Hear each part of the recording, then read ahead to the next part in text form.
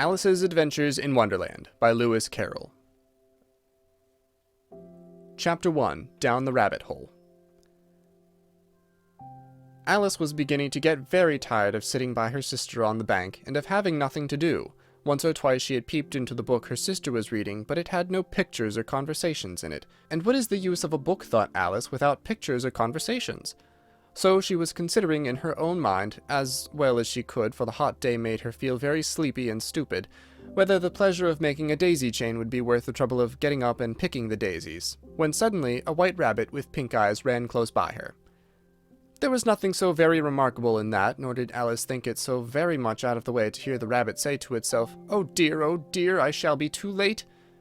When she thought it over afterwards, it occurred to her that she ought to have wondered at this, but at the time it all seemed quite natural. But when the rabbit actually took a watch out of its waistcoat pocket and looked at it, and then hurried on, Alice started to her feet, for it flashed across her mind that she had never before seen a rabbit with either a waistcoat pocket or a watch to take out of it, and burning with curiosity, she ran across the field after it, and was just in time to see it pop down a large rabbit hole under the hedge. In another moment, down went Alice after it, never once considering how in the world she was to get out again. The rabbit hole went straight on like a tunnel for some way, and then dipped suddenly down, so suddenly that Alice had not a moment to think about stopping herself before she found herself falling down what seemed to be a very deep well. Either the well was very deep, or she fell very slowly, for she had plenty of time as she went down to look about her, and to wonder what was going to happen next. First, she tried to look down and make out what she was coming to, but it was too dark to see anything. Then she looked at the sides of the well and noticed that they were filled with cupboards and bookshelves. Here and there she saw maps and pictures hung upon pegs. She took down a jar from one of the shelves as she passed it. It was labeled orange marmalade, but to her disappointment it was empty. She did not like to drop the jar for fear of killing somebody underneath, so managed to put it into one of the cupboards as she fell past it. Well, thought Alice to herself, after such a fall as this I shall think nothing of tumbling downstairs. How brave they'll all think of me at home. Why, I wouldn't say anything about it, even if I fell off the top of the house, which was very likely true. Down, down, down. Would the fall never come to an end?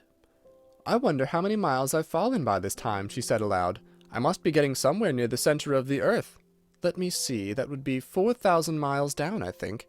For you see, Alice had learnt several things of this sort in her lessons in the schoolroom, and though this was not a very good opportunity for showing off her knowledge, as there was no one to listen to her, still it was good practice to say it over. Yes, that's about the right distance, but then I wonder what latitude or longitude I've got to.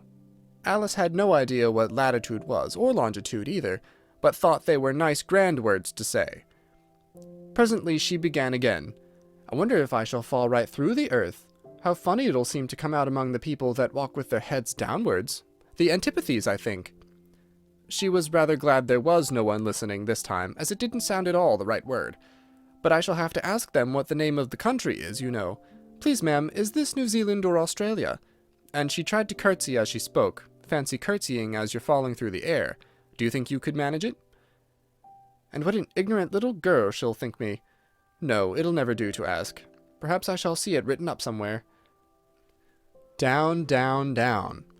There was nothing else to do, so Alice soon began talking again. Dinah will miss me very much tonight, I should think.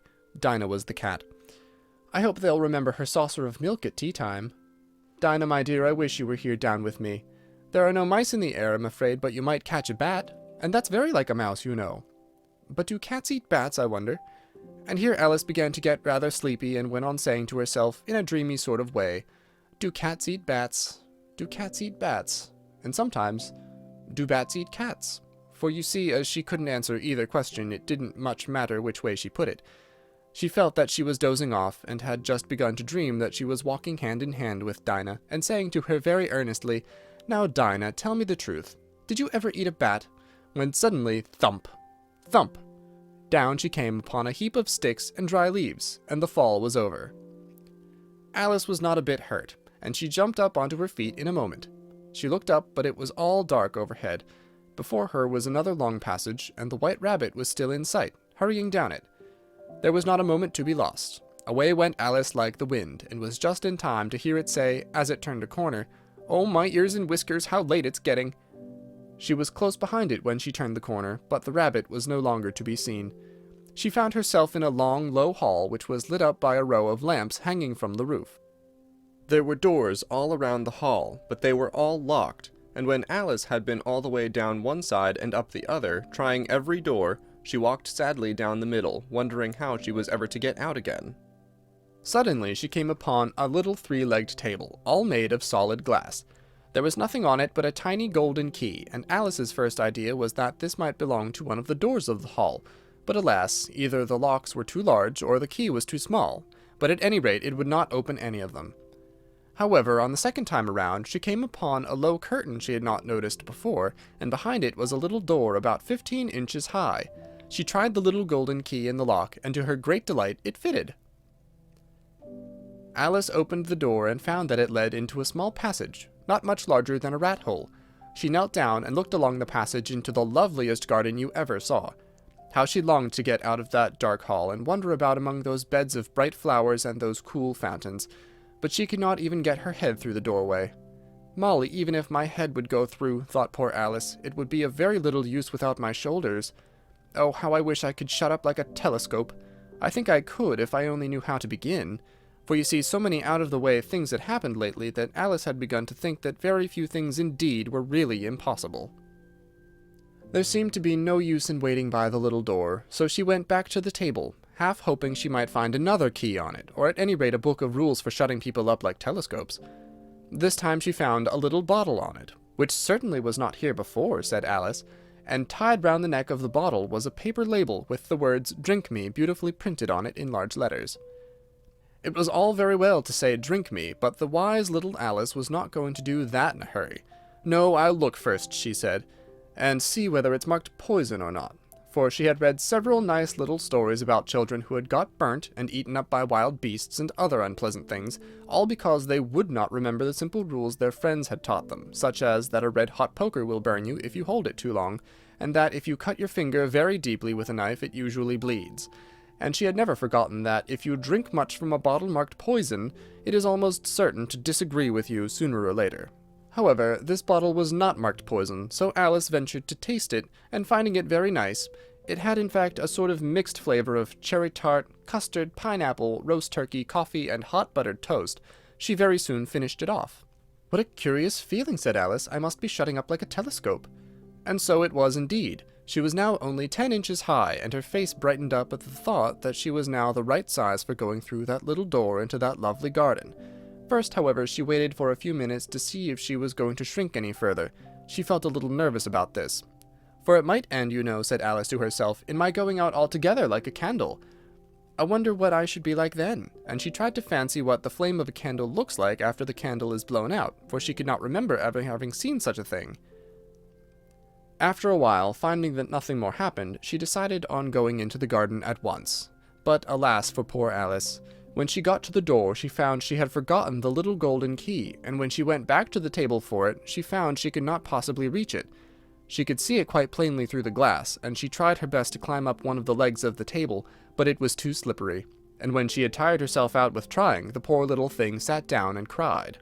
"Come, there's no use in crying like that," said Alice to herself rather sharply. "I advise you to leave off this minute." She generally gave herself very good advice, though she very seldom followed it, and sometimes she scolded herself so severely as to bring tears into her eyes, and once she remembered trying to box her own ears for having cheated herself in a game of croquet she was playing against herself, for this curious child was very fond of pretending to be two people. "But it's no use now," thought poor Alice, "to pretend to be two people. Why, there's hardly enough of me left to make one respectable person." Soon her eye fell on a little glass box that was lying under the table.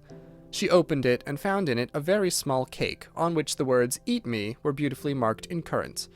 "Well, I'll eat it," said Alice, "and if it makes me grow larger I can reach the key, and if it makes me grow smaller I can creep under the door, so either way I'll get into the garden and I don't care which happens."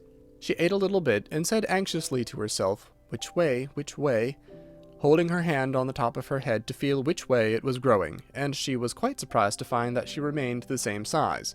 To be sure, this is what generally happens when one eats cake, but Alice had got so much into the way of expecting nothing but out-of-the-way things to happen that it seemed quite dull and stupid for life to go on in the common way. So she set to work and very soon finished off the cake.